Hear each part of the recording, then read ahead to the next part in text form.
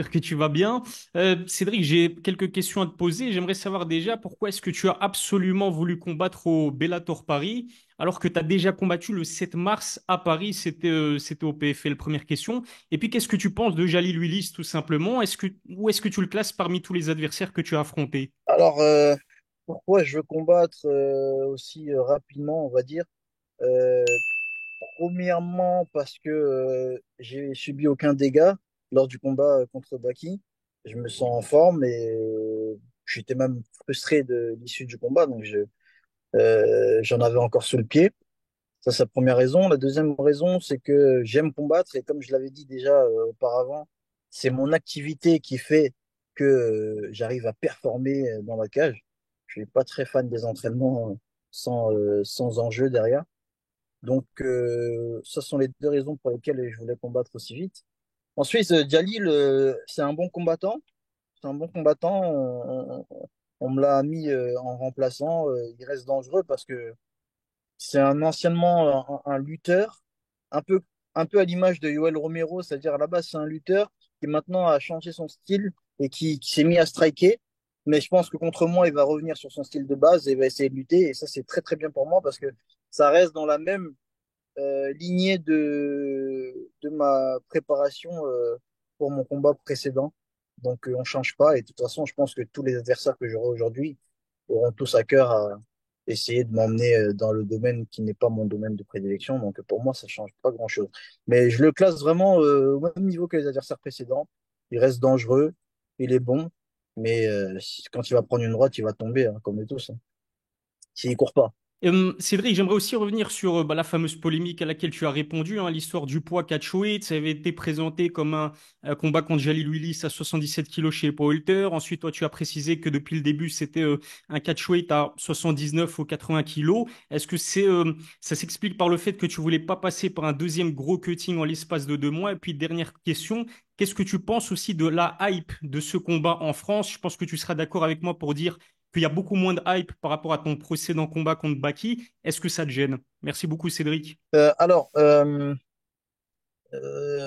ce qui concerne le poids, tout simplement, il y a eu la période de Ramadan, le mois de Ramadan qui s'est déroulé où j'étais très silencieux parce que j'étais concentré sur un objectif plus important que tout ce qu'il y a autour.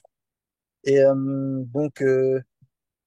j'ai pas pris le temps de vraiment m'entraîner, ce qui fait que là, en l'espace de, on va dire, de m'entraîner, de préparer un combat, et là, en l'espace de très peu de temps, il fallait que je retourne à la salle dans un mood de préparation intensive.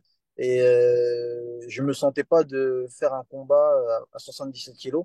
C'est pour ça que j'ai décidé de dire à PFL et à Bellator de choisir justement le catchweight pour ce combat-là. Donc dès le début, même pour l'adversaire précédent, c'était prévu de combattre à 80 kilos.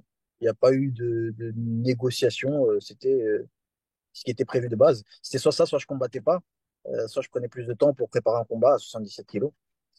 Donc ça, c'est la première question. La deuxième, c'est évidemment il y a moins de hype sur ce combat-là pour la première raison que j'ai évoquée tout à l'heure. Le mois de Ramadan était très silencieux. J'ai pas voulu me disperser, étant très focus sur mes objectifs du mois de Ramadan. Ensuite, aujourd'hui, bien sûr, c'est une opposition qui est moins attendue. C'est-à-dire que le combat contre Baki était le combat très attendu de par l'histoire qu'il y avait derrière. Aujourd'hui, il n'y a pas d'histoire avec Jalil parce que déjà, c'est un combattant remplaçant.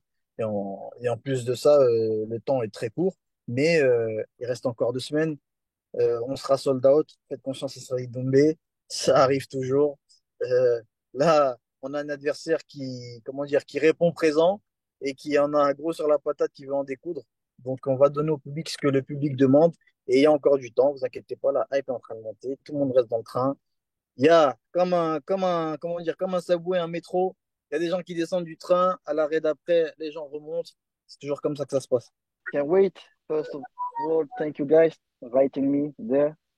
And, I can wait. It's all I can do. I'm a fighter. I was born to fight. I was born to knock people out. I was born to knock Jalil out. So I will do it. Uh, France is waiting for me. All the French crowd. all the French people, even American people that are waiting for me to knock him out. I will do what I do best: rip his head off, shut his mouth, and send him back to US. Donc là, ça va être assez marrant parce que je vais traduire Cédric en français pour les journalistes francophones qui sont avec nous. Il aurait pu se traduire lui-même, mais bah, sinon je ne justifie pas mon salaire, donc je vais m'y coller quand même. Cédric nous dit, j'ai hâte, je suis un combattant, je suis né combattant et je suis né pour mettre Jalil KO. Donc je vais faire ce pourquoi eh bien, je suis là. Je vais lui fermer sa bouche et je vais le mettre KO et je vais donner effectivement du bonheur au public qui viendra me voir ce jour-là. Belle entrée en matière pour Cédric Doumbé. Jalil, same opening question to you. Obviously, Cedric, quite the talker, but you know, talking is nice. We're going to see who's going to be doing the talking in the cage. Paris, France. This is the world's most visited tourist destination.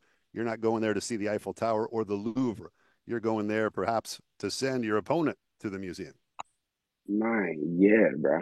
Like, yeah, it is on me, right? I'm confused in how this stuff rides. Is it like it is on me, right? I don't gotta wait for no translation. I'm good. It's on you. Yeah, man. Bet. I'm fucking blessed up 100%, man. It's like happy to have this opportunity. You know what I mean? It's like I'm trying to see what it's like over there in Paris straight up. I am gonna see the Louvre.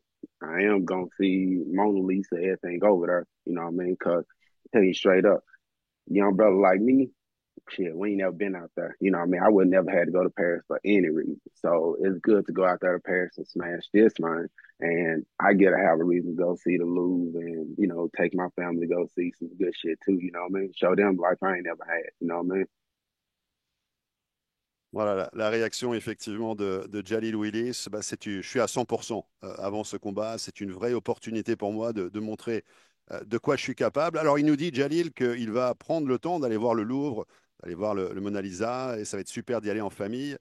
Il y aura des moments qui vont être très agréables, et il y aura des moments où je vais tout simplement être concentré sur mon objectif, c'est-à-dire battre mon adversaire, battre Cédric Doumbé. All right, let's throw it over now to Tawny. To open the floor for the media to ask their questions. I'm sure they have a lot of cues to ask. Tawny, back to you. Thanks, Mark. All right, Mike Pendleton, start us off, please. First question here for Cedric. Cedric, obviously frustrating time in your last fight out. You've had some opponent changes. I know you want to put on a show in front of the hometown crowd. Is there any frustration for you coming into this fight? Not very. I'm not very frustrated because, as I said, I was born for that. You know, it doesn't matter who they put in front of me. I train for the war. I train for beat the opponent. So it doesn't matter who is the guy in front of me. So even the one day before the fight, they can change. They can switch opponent. I don't care. You know. I don't used to make game plan. You know, I just step in the cage, adapt myself in the first round. If he don't hit that right hand, if he don't sleep, if he doesn't sleep, so then I can adapt and adjust in the second round, in the third round, even the fifth round. I don't care. So I feel ready. I very feel ready for this one.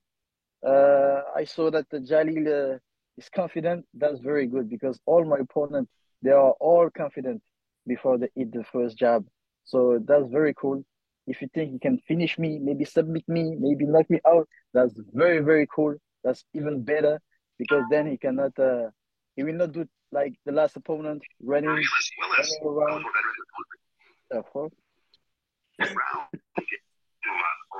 What's that?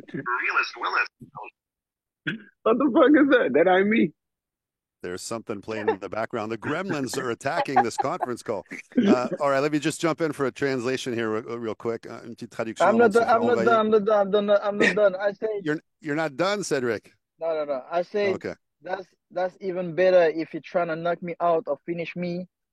You know, then we're gonna get an interesting fight because he will not do like the last opponent running around trying to dodge, trying to escape, trying to just take me down. You know, he will go for the fight. That's very good. And then he can visit Paris before the fight because after the fight he will visit hospital of Paris, and that will be not that will not be good for him. So I can he can even smoke another joint like he did on on the last interview. You know, Oh, for hell me, no.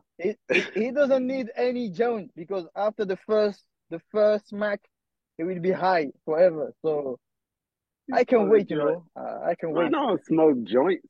I don't smoke joints. I smoke blunts, bro. I don't smoke joints. Uh, What the hell you that's way see? better. That's way Okay, better than joint. Yeah, man, I smoke blunts, bro. Thicker than your fucking thumb. guys, I love the to and from and the back and forth.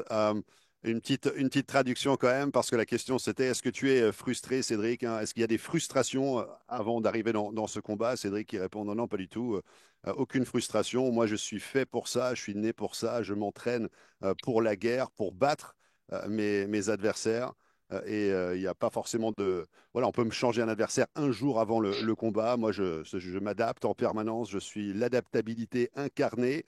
Première reprise, je vais sortir comme une furie. Je me sens prêt pour ce combat. Jalil, forcément, c'est quelqu'un de confiant et tant mieux d'ailleurs parce que tous mes adversaires sont confiants avant de goûter mon jab. On va voir ce qu'il va être capable de faire, comment il va réagir. Eh bien, ça sera encore mieux s'il veut me mettre KO, me finir, parce que là, évidemment, tout le monde veut me mettre KO, tout le monde veut me finir. Et ça sera pas comme mon adversaire précédent qui courait autour, qui fuyait, etc. Moi, je préfère du frontal, du contact. Et il ne faut absolument pas qu'il visite Paris. Enfin, il faut absolument qu'il visite Paris avant le combat, hein, parce qu'il n'y aura pas d'après. Après le combat, il pourra visiter l'APHP, bien l'assistance publique de l'hôpital de Paris, tout simplement pour passer un moment de qualité avec l'infirmerie des hôpitaux de Paris. Non, ça c'est moi qui extrapole. Mais en tout cas, on a compris le message, hein. Puis après, il l'a taquiné un petit peu sur quelques substances qu'on n'évoquera pas forcément durant ce segment de la traduction. Guys, thank you. And Cedric, real quick, one more for you. Uh, Combat sports is really built off of legacy and a fighter and where they're from and who they represent. How much does it mean to you to be back in Paris in front of the home crowd and every fight representing, such a strong nation of people that you proudly represent? It means a lot for me because I know people like to watch me fight. They like to come to see the event because like everybody they like knockouts. They like it. They like blood. They like war. We are gladiators, so we come for that. And for me, it means a lot because I train all my life. I still training for that, and I don't wanna disappoint them. I don't wanna disappoint myself first, and it depends of me. Depends also of the opponent because we are two to make a good fight. So I hope this one is gonna be epic for us and for the crowd. Well, there it is. If I may, the question talking about combat sports, it's about legacy, where fighters come from, d'où viennent les combattants. On parle de legacy, de lignée en quelque sorte, ce que représente un combattant. Et on parlait de la représentation, représenter la France, que ça voulait dire pour Cédric. Et Cédric disait, voilà, ça veut dire beaucoup. Les gens aiment me voir combattre, ils viennent suivre mes pérégrinations, mes aventures dans ce royaume. On est vraiment des gladiateurs des temps modernes. Mon objectif, c'est de ne pas décevoir les gens, bien sûr, mais de ne pas me décevoir moi-même. Mais on est deux dans un combat. Il faut qu'il y ait une chimie qui se crée en quelque sorte pour pouvoir donner le meilleur de nous-mêmes devant le public. Last one for me, one for Jalil. Jalil, obviously, you said, other than fighting, you wouldn't really have a reason to go over to Paris, and you're taking on one of PFL Bellator's biggest stars. What does this mean to you to go over into enemy territory, showcase who you are as a fighter, where you've come from, all your, fight history, and have this opportunity to go in and beat Cedric in his hometown crowd? Man, it means a lot. It means like a fuck ton to me, bro. How many times do anybody get to go into anybody's backyard and dominate and do some shit and and fucking, be glorified for it and not get locked up? Yeah, It's like I was born to fight, It's like this is way different than fighting in the neighborhood 15 miles away, I'm going like overseas to fight somebody in the neighborhood, It's like shit. So I'm like, I embrace that shit. I'm like, bro, I was born to fucking hit the street, you know what I mean? Wake up, hustle, do what I gotta do, get out there, fucking bring home the bread for my family so I can keep this nice ass house that I got.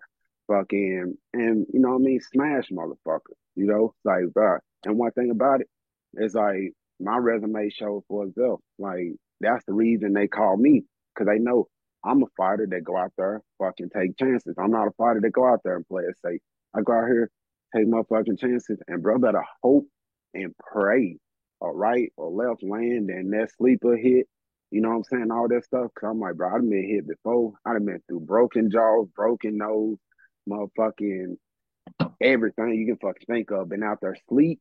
And bro, I'm telling you, man, it's coming. It's 100% coming. Like, that's what I need. It's 100% coming. Ouais, très belle réponse à la question. Évidemment, qu'est-ce que ça représente pour toi, Jalil, d'aller en territoire hostile, d'aller en territoire ennemi, d'avoir l'occasion de battre Cédric chez lui devant son public? Et Jalil répond élégamment, ouais, ça représente énormément, bien sûr, d'aller dans le jardin privé de quelqu'un et puis de le battre comme ça. Je vais à l'étranger pour me battre. Je suis né pour me battre. Je suis un combattant. Et je vais aller tout simplement donner le meilleur de moi-même.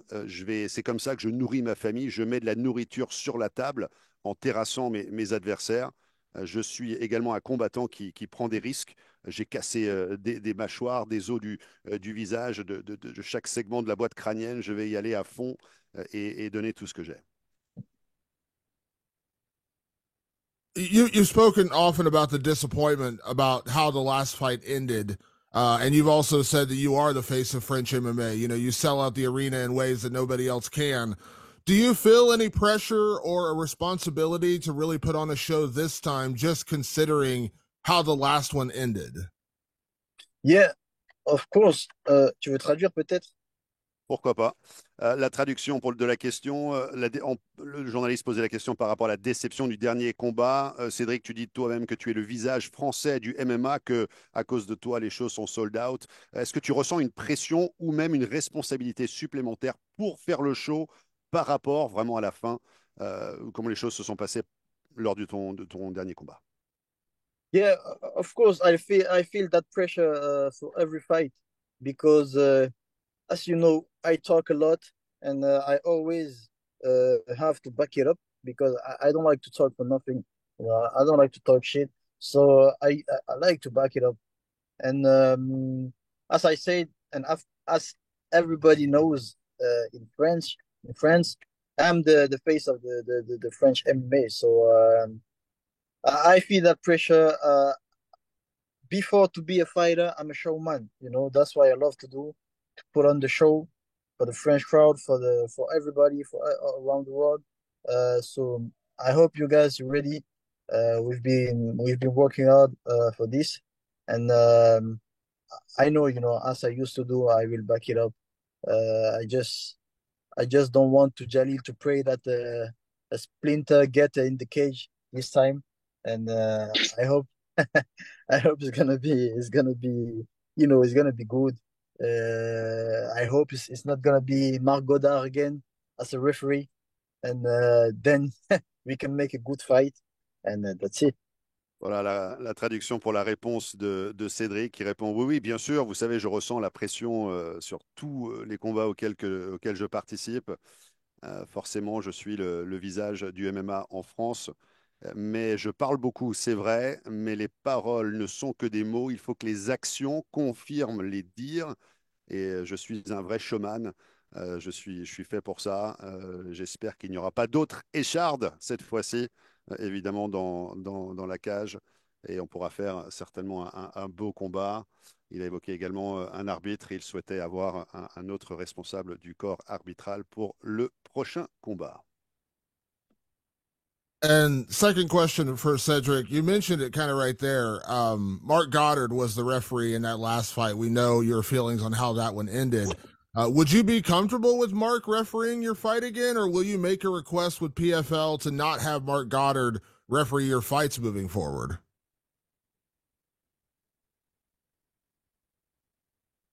Je te laisse traduire. La question concernant Marc Godard, l'arbitre, serais-tu confortable de l'avoir de nouveau en tant que responsable du corps arbitral, ou est-ce que tu vas loger une requête auprès du management de la PFL, le Bellator, pour changer ça? I know it's not good to say that, but I don't like that guy anymore. I, I like it. I like him before. You know, he was the referee in my first MMA fight in Dubai. I like him, but now I don't like it. I don't like him anymore. This is not the first time he does that this type of decision. You know, he make this type of things inside the octagon. So of course I will ask if I can choose. Uh, I mean, not choose, but I will ask if I can get another referee for my fight. But if not, it is what it is. I don't care, but I don't like the guy, and I will never like the guy anymore, I think. Thank you, Lucky Cedric. for you, it's not gonna matter who the referee is, though. You know what I mean? Like, I'm gonna be deciding, which way it go. So, I mean, the referee probably just gonna step back anyway and watch me do my thing, right? Voilà, Cédric Yes, qui sir. répond à la question par rapport à l'arbitre. Marc Godard, c'était mon premier arbitre, mon premier combat à Dubaï. C'est vrai que les choses avec lui sont un petit peu particulières. Il y a une relation, une chimie toute particulière. Et Jalil répondait tout à la fin, bah, écoute, peu importe en fait l'arbitre qu'il y a dans la cage, l'issue sera la même. We're going to do, guys, one more question for Jalil. Anyone a question for Jalil? Gabriel. Yeah, Jaleel, I was looking at your record. I have obviously a ton of fights, but if I'm not mistaken, this is your first time fighting internationally? No, I'm not mistaken at all, man. You know what I mean? I've been doing everything down here in the US. I mean, I'd imagine this is a huge moment. Obviously fighting for big promotions is a big deal, but to be flown out for an event like this, I'd imagine on a personal level, it's one of those steps in life where you feel like you made it. Am I right in saying that? Yeah. I mean, when you from Memphis, yeah, 100%. Yeah, I didn't even think I was going, get a chance to see what's going on outside of Tennessee. My first time on an airplane is 2018, you know what I mean? So shit, imagine how I'm feeling fucking these motherfuckers want to fly me over there to Paris to whoop some ass. I'm like, bro, too clutch. I feel like I'm hitting the biggest lick of all time. And then safe to say with the Champion Series, you're hoping to do more traveling this year in future fights? Yep, and get that Millie. Like I said, the biggest lick of all time. That's what I'm doing. Coming over there in my ski mask and shit. Hey, thank you. Voilà, avec trois questions donc pour Jalil pour finir. Beaucoup de combats, tu as à ton actif, mais c'est ton premier combat international. Et il répondait, oui, oui, bien sûr, je combats beaucoup, beaucoup aux États-Unis. Le journaliste posait la question, c'est un gros moment pour toi, voyager pour un événement comme cela. Est-ce que ça veut dire you made it, tu as réussi dans ta vie? Et Jalil répond effectivement à 100%, c'est exactement ça.